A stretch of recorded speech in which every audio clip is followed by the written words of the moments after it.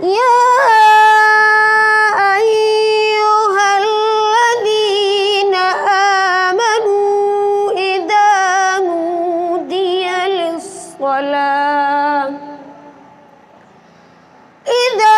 نودي للصلاة من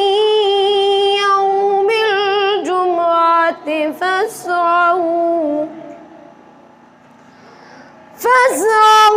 إلى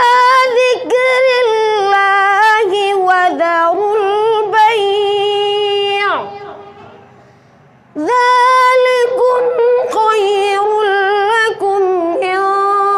كنتم تعلمون فإذا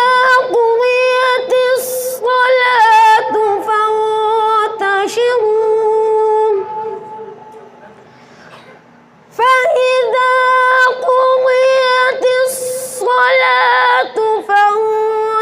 فانتشروا في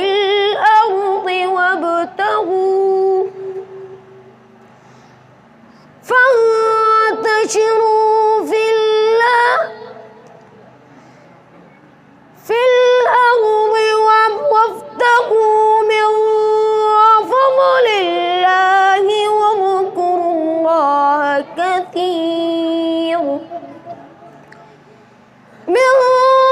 فضل الله واذكروا الله كثيرا لعلكم تفلحون وإذا رأوا تجارة أو لهوا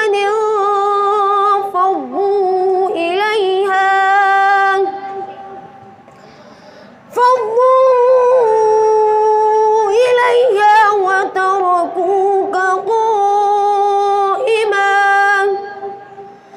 قل ما عند الله خير من اللهو ومن التجارة والله خير الرازقين صدق الله.